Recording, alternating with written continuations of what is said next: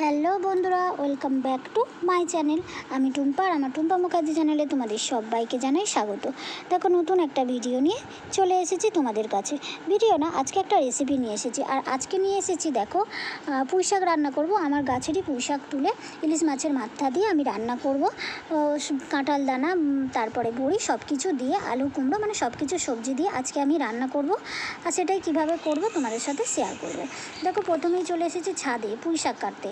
বললাম না, আমার গাছেরই পুঁই শাক, আর সেই জন্য সেই পুঁই শাকটা কাটতে চলে এসেছি ছাদে। পুঁই শাকটা এখন কেটে নিয়ে যাচ্ছি, আর এই পুঁই শাকটা দিয়েই আমি রান্না করব ইলিশ মাছের মাথা দিয়ে। আর সেটাই কীভাবে করছি চলো তোমাদের সাথে শেয়ার করি। আগে পুঁই শাকটা কেটে নিয়ে নিচে যাই। আর এই যে দেখো, পুঁই শাকটা, গাছের পুঁই শাক তো অনেকটা হয়নি, অল্প হয়েছে। তা যাই হোক, বেশির দরকার নেই, কারণ খাবো তো মাত্র আমরা 3 জন, সেই জন্য অল্পতেই আমাদের হয়ে যাবে। আর এই প্লাস্টিকটা ছাদে দিয়ে রোদে দিয়েছিলাম, সেটাও নিয়ে চলে এলাম। এখানে দেখো কেটেও নিয়েছি আমি, আর এখানে নিয়েছি বড়ি, পেঁয়াজ, আর দিয়ে নিয়েছি দেখো কুমড়ো, আলু আর ডাঁটা। আর শাকটা আলাদা করে কেটেছি, কারণ ডাঁটাটা একটু ভেজে নেব আর শাকটা পরে দেবো, সেই জন্য। আর 5 ফোড়নের জন্য দেখেই দিলাম তোমাদের, নিয়ে নিয়েছি আমি 5 ফোড়ন আর শুকনো লঙ্কা। আর বড়িটা সবার আগে আমি অল্প তেল দিয়ে একটু ভেজে নিচ্ছি, তাহলে বড়িটা খেতে খুব সুন্দর লাগবে। সেই জন্য কড়াতে আগেই আমি একটু তেল দিয়ে দিয়েছিলাম বড়িটা ভাজার জন্য, তোমাদের দেখিয়েও নিয়েছি। আর এখন দেখো, বড়িটা আমি ভালো করে ভেজে নিচ্ছি।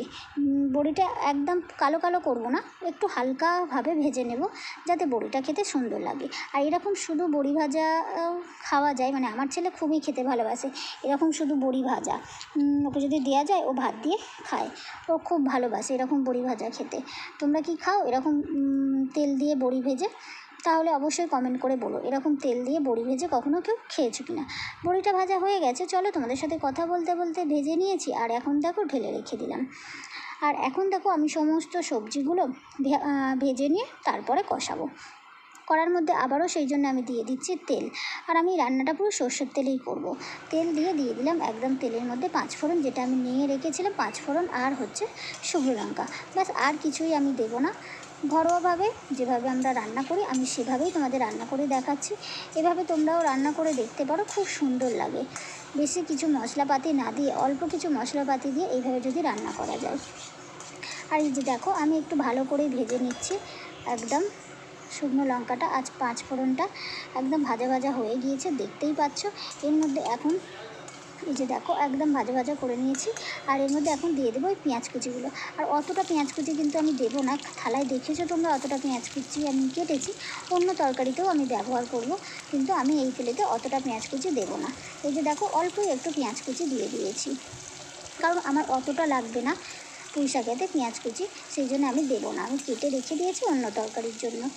আর আলাদা একটা থালা করিনি, সেই জন্য ওই থালাতেই ছিল, তোমাদের দেখিয়ে দিয়েছিলাম।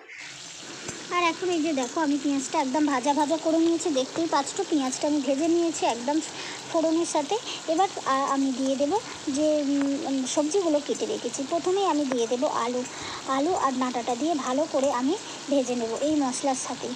আলাদা করে যে আমি ভেজে তুলে রাখবো, তা আমি তুলে রাখিনি, তোমরা চাইলে রাখতেই পারো সবজিগুলো আলাদা ভেজে। আমি কিন্তু সবজিগুলো আলাদা ভেজে তুলে রাখিনি, আমি একদম মশলাটাকে ভেজে নিলাম। তারপরে দেখো, আলু আর ডাঁটাটা দিয়ে দিলাম, কারণ ডাঁটাটা একটু সিদ্ধ হতে সময় লাগবে, সেই কারণে। আর কুমড়োটা তো তাড়াতাড়ি সিদ্ধ হয়ে যায় আলুর থেকেও, সেই জন্য ওটা একটু পরে দেবো। আগে এই ডাঁটাটা আর আলুটা মশলার সাথে, মানে পেঁয়াজ আর 5 ফোড়নের সাথে ভালো করে আমি ভেজে নেব তারপর। আর এই যে দেখো, এখানে ইলিশ মাছ দুটো আমি ফ্রিজ থেকে বার করে নিয়েছি, ফ্রিজেতেই ছিল, দেখতেই পাচ্ছ। 2টো ইলিশ মাছের মাথা নিয়েছি বড় বড়। আর এই যে দেখো, এদিকে কিন্তু আমার ভাজাও হয়ে গিয়েছে, আর এর মধ্যে আমি কুমড়োটাও দিয়ে দিয়েছি, সেটা দেখতেই পেলে। আমি কুমড়োটা দিয়ে দিলাম, দিয়ে এবারে কিন্তু আমি আলু, কুমড়ো আর ডাঁটাটা এখন ভালো করে আবারও ভাজতে থাকবো। যত সুন্দর আমি সবজিটা ভাজতে থাকবো, তত সুন্দর কিন্তু তরকারিটা খেতে সুন্দর হবে। আর যদি না ভেজে আমরা সব রকম মশলা দিয়ে চাপা দিয়ে দিই একসাথে, না, তাহলে খেতে অতটাও ভালো লাগে না। তাই আগে আমি সেই কারণে ডাঁটা আর শাকটা আমি আলাদা কেটেছি।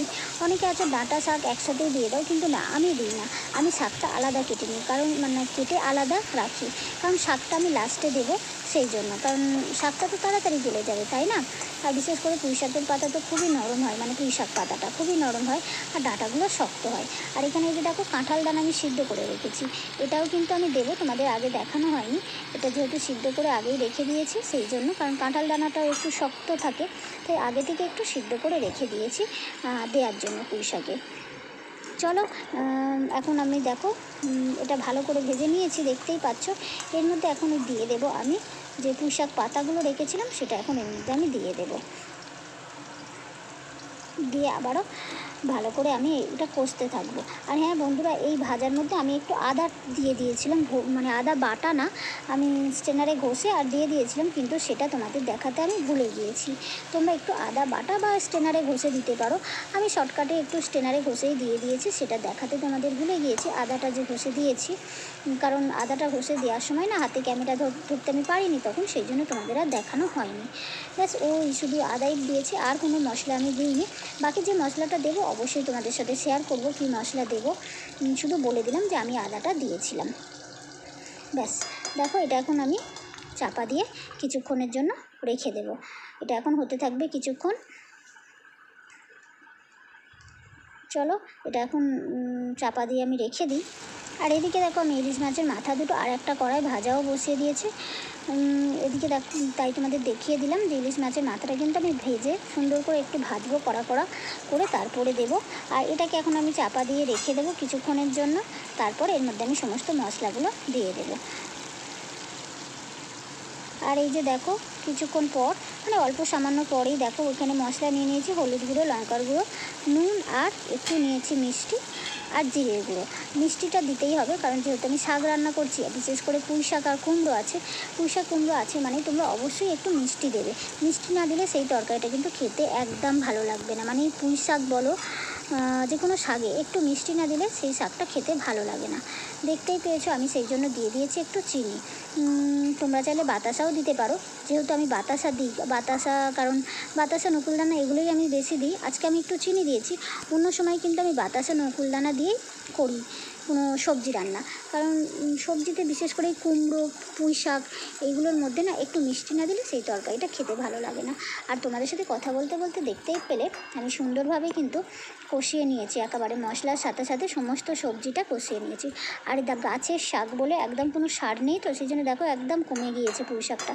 যদিও আমি বললাম যে অল্পই একদম, আর বেশি করলে যদি বেশি করতাম তাহলে আমার ঘরে নষ্ট হতো। আর এদিকে তো মাছটা ভাজা হচ্ছেই, মাছটা ভাজা হয়ে গেলে তারপরে মাছটা ওর মধ্যে আমি দিয়ে দেবো। আর এখন কিন্তু এই সবজিটা আমি চাপা দিয়ে কিছুক্ষণের জন্য আবারও রেখে দেবো। দেখো আমি সবজিটা চাপা দিয়ে দিয়েছি। চলো 10 মিনিট এরকমভাবে আমি চাপা দিয়ে রেখে দেবো, ওদিকে মাছটাও আমার ততক্ষণে ভাজা হয়ে যাবে। দেখো এখন চলে এসেছি 10 মিনিট পরে, যেহেতু ক্যামেরা তাই না, সেই জন্য দেখো 10 মিনিট পরে চলে এসেছি। আর এই যে দেখো কী সুন্দর কষা হয়েছে, দেখেছো? আর ধার দিয়ে কীরকম তেল আসছে, কিন্তু আমি খুব বেশি তেল দিইনি, তোমরা দেখেছো আমি অত বেশি তেল ইউজ করিনি, অল্প সামান্য তেল দিয়েই করছি। আর সবজি অল্প তেল দিয়ে রান্না করাই ভালো আমার কাছে মনে হয়। যত বেশি তেল দেবে ততই ক্ষতিকর, সেই জন্য যত পারবে কম তেল দিয়ে সবজিটা রান্না করার চেষ্টা করবে। মাছ ভাজতে গেলে তো তেল লাগবে, কিছুই করার নেই। আর এই যে দেখো অন্য পাশের কড়া থেকে একদম তুলে দিয়ে দিলাম। আর এখন দিয়ে দেবো বড়িগুলো সব আমি এখন দিয়ে দেবো। দিয়ে এটাকে ভালো করে একটু জল দিয়ে আবারও আমি চাপা দিয়ে রেখে দেবো। আর এই যে এখন যে জল দিচ্ছি, এর আগে কিন্তু আমি একটুও জল দিইনি, তোমরা দেখেছো। আগে আমি একদম যে শাকের জলেই রান্নাটা করেছি, সেই জন্য এখন একটু জল দিয়ে চাপা দিয়ে রেখে দেবো, নাহলে ভালো করে সব কিছু সিদ্ধ হবে না। সেই জন্যই দেখো জল দিয়ে দিলাম, দিয়ে ভালো করে এখন তরকারিটাকে আমি নাড়িয়ে নিচ্ছি। আর মাছের মাথা দুটো এখন নরমও হয়ে যাবে এই জলের মধ্যে থাকলে, পরে আমি একটু ভেঙে দেবো। আর ভেঙে না দিলে খেতেও সুন্দর হবে না, গোটা গোটা তো রাখবো না। তোমরা চাইলে গোটা গোটা রাখতে পারো, কিন্তু আমি গোটা গোটা রাখবো না, আমি ভেঙে দেবো পরে। চলো এখন এটা ভালো করে আমি নাড়িয়ে দিয়েছি, এটাকে এখন আমি চাপা দিয়ে কিছুক্ষণের জন্য রেখে দেবো। দেখো বন্ধুরা আমি চাপাটা আবার খুললাম কেন, কাঁঠাল দানাটা দিতে আমি ভুলে গেছিলাম, সেজন্য আমি এখন আবার ওই কাঁঠাল দানাগুলোও দিয়ে দিলাম। আর কাঁঠাল দানাগুলো লাস্টে দিলাম কেন তোমরা জানোই, কারণ আমার সেদ্ধ করা এগুলো কাঁঠাল দানা, সেই জন্য আমি লাস্টেই দিলাম, কারণ অতটা সিদ্ধ করতে আর লাগবে না বেশি। আবারও চলে এসেছি দেখো কিছুক্ষণ পর, একদম তরকারিটা এর মধ্যে এসে আমি একবার নাড়িয়ে দিয়ে গেছিলাম, সেটা তোমাদের দেখাইনি, ক্যামেরার বাইরেই আমি নাড়িয়ে দিয়েছি। আর একবার এসে তোমাদেরও ওরকমভাবে খুলে মাঝে মাঝে নাড়াতে হবে, নাহলে তো জানো তরকারিটা তলায় লেগে যাবে, তাই না বন্ধুরা? চলো এখন কিন্তু আমার তরকারিটা একদম হয়ে এসেছে, আর বেশি বাকি নেই। দেখো একদম এবার আমি সব মাথাগুলো ভেঙে দিচ্ছি, তোমরা চাইলে ভাঙতে পারো, নাও ভাঙতে পারো, কিন্তু আমি একদম ভেঙে দিলাম একদম মাথাটা যাতে তরকারির সাথে মিশে খুব সুন্দর একটা গন্ধ চলে আসে। এমনিতেই দেখবে ইলিশ মাছের যদি তুমি একটুও দাও বা তাতেই কিন্তু খুব সুন্দর গন্ধ হয়ে যায়। আর ইলিশ মাছের মাথা দিয়ে পুঁই শাক, কচু শাক খেতে তো কার না ভালো লাগে বলো? আমাদের তো বাড়ির সবাই ভালোবাসে ইলিশ মাছের মাথা দিয়ে পুঁই শাক বা কচু শাক। আমার ছেলের তো খুবই প্রিয়। আর এই যে দেখো ভেঙে দিয়েছে, দিয়ে কিন্তু আমার রান্নাটাও হয়ে গিয়েছে, সেই জন্যই আমি ভেঙে দিলাম। চলো এখন এটাকে 5 মিনিটের জন্য চাপা দিয়ে তারপর ঢেলে নেব। চলো 5 মিনিট পর আসছি।